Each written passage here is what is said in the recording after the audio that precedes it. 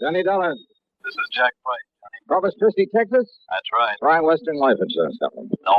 No? No, Johnny. I've just taken over the office of Providential Property Insurance down here. Oh, that's a good company, Jack. Only I'm beginning to wish I had. Ah, what's the matter?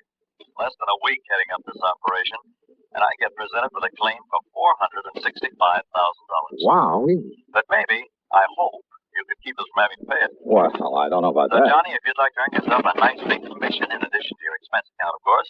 Now, let me see. My commission on $465,000. Tell me all, Jackson. You fly on down here and I'll be glad to. Right. I'll grab the first plane I can.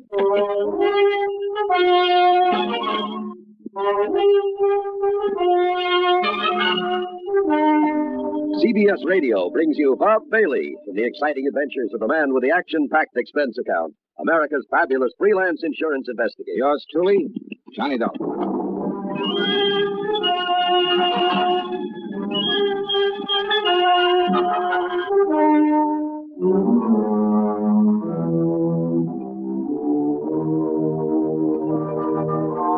Expense account submitted by Special Investigator Johnny Dollar to the Providential Property Insurance Company, Corpus Christi, Texas office.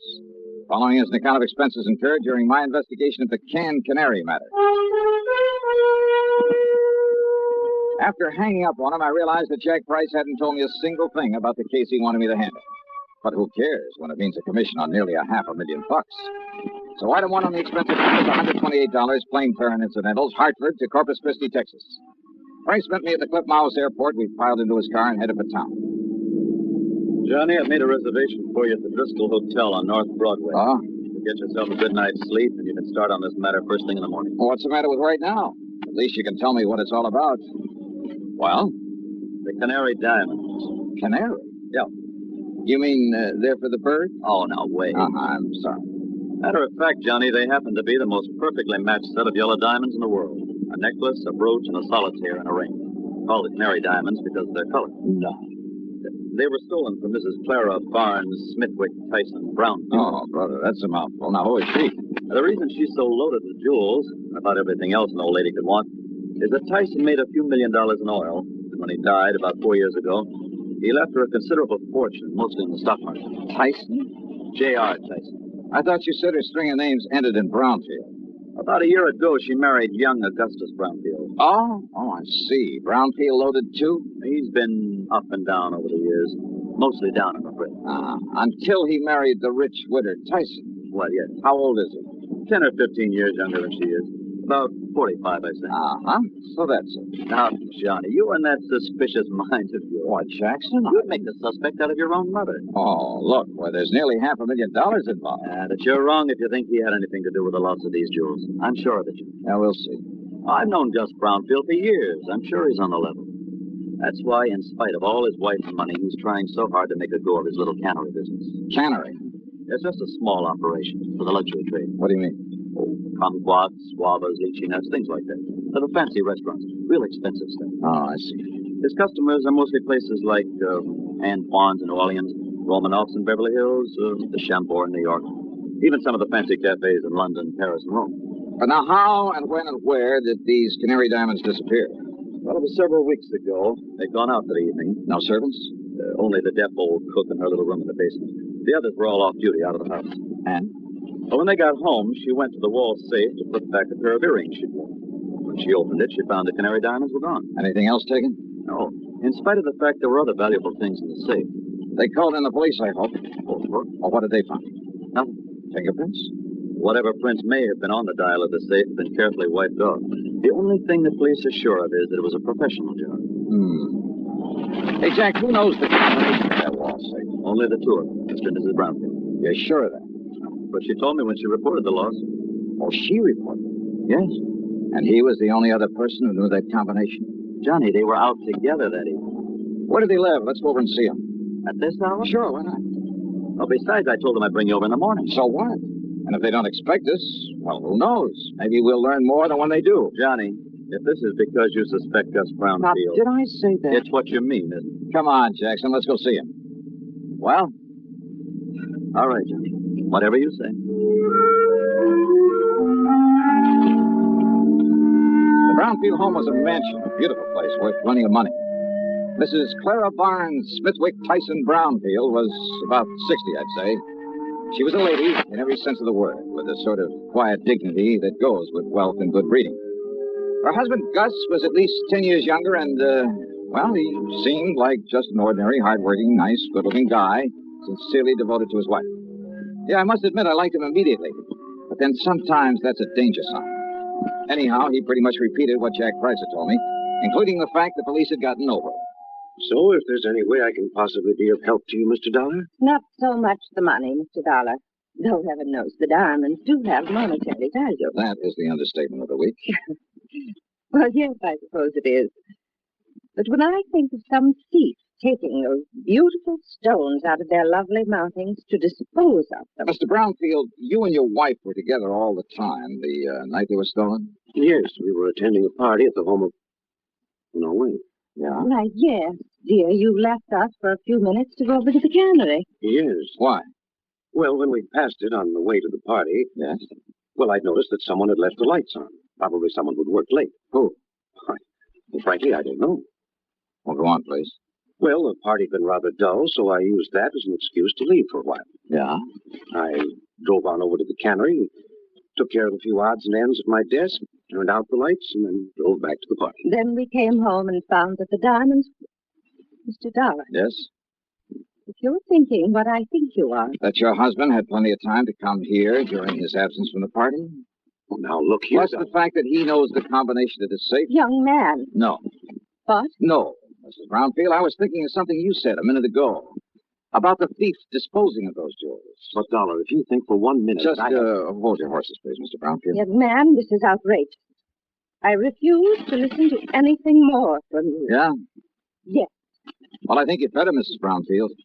If you want the Canary diamonds back.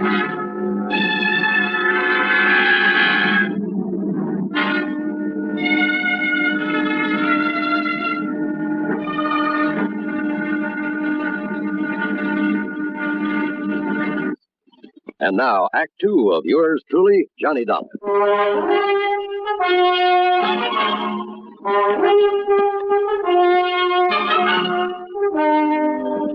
Dollar, this is ridiculous. Is it, Mr. Brownfield? And I suppose the fact that my cannery business is not particularly profitable. Oh, I didn't know about that. I suppose you've decided that that's a motive for the theft of the diamonds. Well, I suppose it could be, couldn't it? Now, listen, Johnny, this is ridiculous. Take it easy, Jay. This is not only ridiculous, it's insulting. I must ask that you gentlemen leave this house immediately. Mr. Price? Of course, Mrs. Brown. Now, just a minute. No. I've had enough of this. Did I say I suspected your husband, Mrs. Brownfield? Did you need to? No, because I didn't mean to. What? That's right. But I did say that your talk about how a thief might dispose of the stones gave me an idea. You mean about how someone else might have taken them or tried to get rid of them? Something like that, Jackson. But who, Johnny? Yes, Dollar. Young man, I still resent your implication, deliberate or otherwise. On the other hand, Mrs. Brownfield, since your husband might seem to be the one logical suspect, Young man. perhaps I'd better play a little hunch I have before talking any further with you folks. Young man. Come on, Jack. Take me over to my hotel. My snide suggestion that Gus Brownfield at least could have taken the stones had got a reaction, all right. But it only convinced me that he was in the clear. The police had decided the whole thing was a professional job, and it would have taken a pro to crack that wall safe. And a pro would have sense enough not to try disposing of such distinctive stones in this country, in or out of the original settings. A pro would have some way of getting them out of the United States. But to where? And heavens knows he'd had plenty of time to get them almost anywhere. So there in my hotel room, still acting on a hunch, I was about to make a transatlantic phone call, but I didn't. Not then.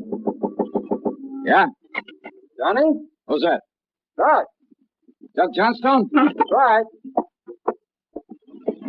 Well, Johnny. come in, Doug. Come on in. Well, so you couldn't stay away from our fair city, huh? Yeah, how'd you know I was here? Hey, sit down. Oh, thanks. Why, I just happened to run into Jack. Jack Price. He told me he just dropped you off and told me why you'd come. Oh? I knew that if I didn't step in and give you a hand, why, that other Jack would never forgive me. The other Jack?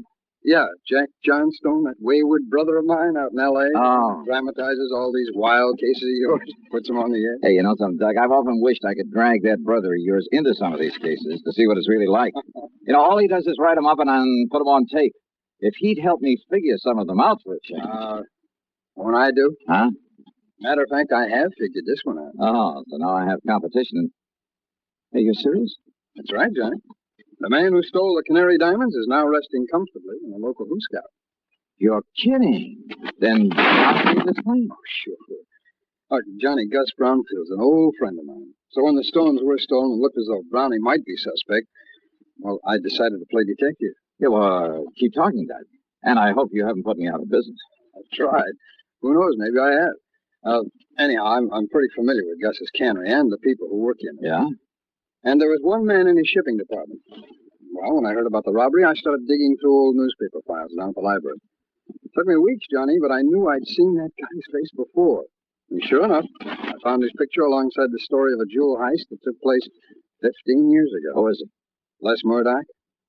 That means something to you, huh? Fingers Murdoch. Sure. Safe man for that international gems gang back in 45. Yes, again. But I thought he got 20 years. Well, good behavior got him off nearly 2 years ago. And he was working in Brownfield's cannery? In the shipping department. Oh. Well, told the police about it. We descended on him a couple of hours ago, gave him a cock and bull story about having found some of his fingerprints around, and he confessed. Well, good. Good work. Well, now that I've solved the case for you, you can buy me a drink and be on your merry way back to Hartford. Sure. And the jewels? The jewels. Well? Well, Johnny, the police have tried every trick in the book on him. He won't say what he's done with them. In other words, my end of this case is only beginning. What do you mean? Bring the dirty criminal to justice? That's for the police, not me. What I'm hired to do is get those diamonds back. Johnny, if Murdoch won't say what he's done with them, and believe me, there's nothing in the world that's going to make him. You got any bright ideas? What do you do? Well, you want to know something, Doug? You got a good question.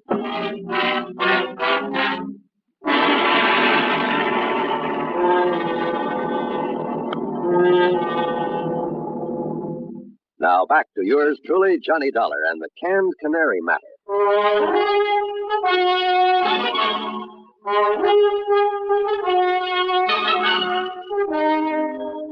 I went down to the Corpus Christi Central Jail and wasted an hour trying to get something out of Fingers Murdoch.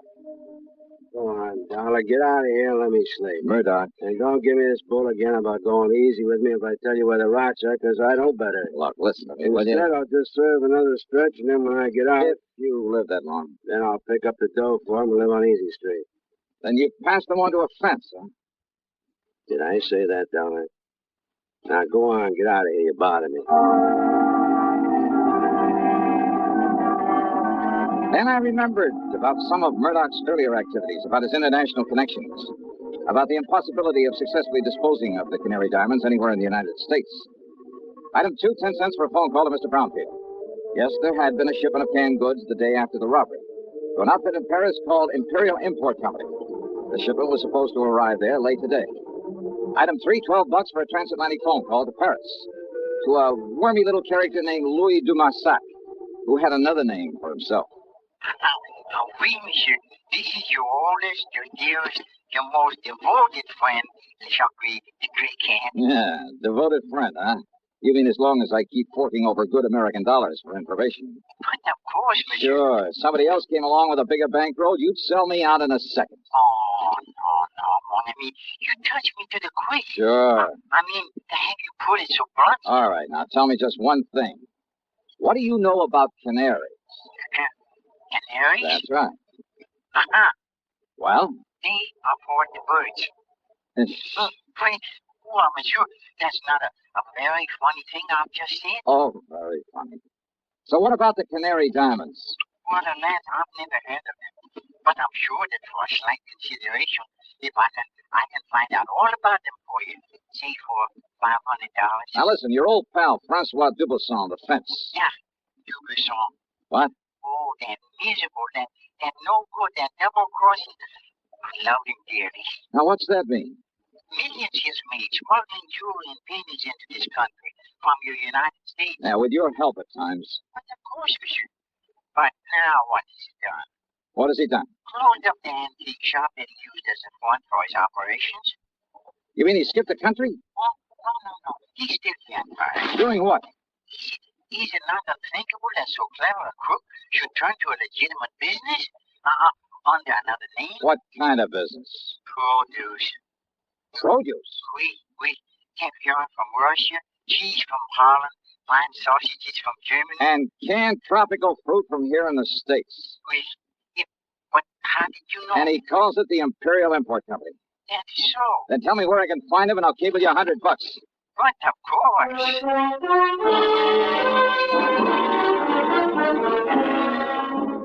Item 4, a real wild one. $488, transportation to the airport, to Chicago, to Paris, France. Then a cab to the little warehouse called the Imperial Import Company. And somewhere along the way, I picked up a 39-cent kitchen item that just might help solve this case for me. Francois Dubuisson was more than a little surprised to see me. Monsieur Dolin? Yeah, surprised, huh? And what are you doing here in Paris, huh? Well, I want you to help me find some stolen jewels, Dubuisson. I help you? Mm-hmm. After the trouble you have made for me in the past, it is to laugh, monsieur. Yeah, well, you go right ahead and laugh. But maybe I can persuade you. By waving that pistol in my face? I want to look at your latest shipment of canned goods from the United States. Canned goods? That's right, monsieur. Come on now. Where do you store the stuff for this phony import business you're using as a front now? If you will put down that gun... Maybe through this door, huh? Well, we'll see. Monsieur! Well, now how about this? Will you kindly explain what you mean by this intrusion, huh? Yep. 10 cases of fancy tropical fruits from the brownfield cannery in Corpus Christi, Texas. And why not, sir?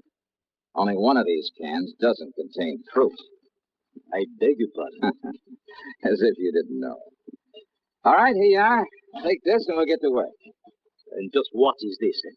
Well, now, Dubuisson, that's a fine old American institution. It's called a can opener. Yeah, I'll pry open the cases and you open the can. Monsieur. Huh?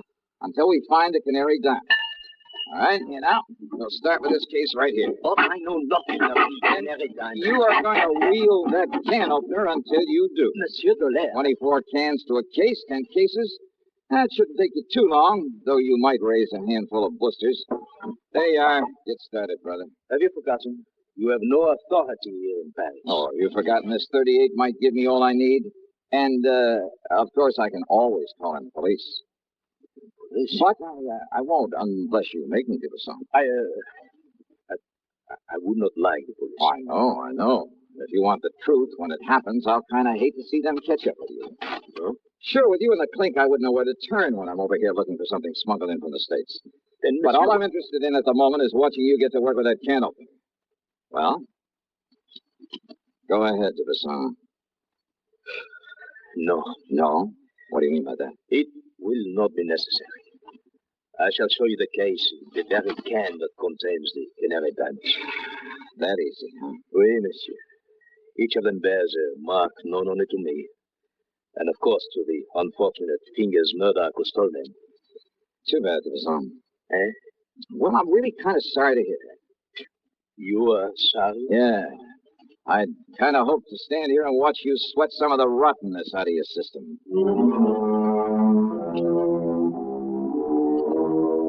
Thanks to its Paris representative, the company was able to arrange for getting the stones back to the U.S. As for Dubuisson, well, I suspect he was long gone when the police arrived at this place. Expense account total, including the trip home, $1,121 even. And, don't forget my commission on this one. Yours truly, Johnny Dollar.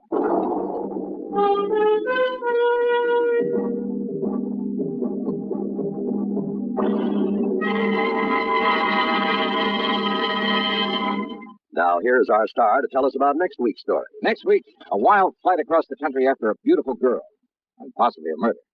Join us, won't you? Yours truly, Johnny Dollar.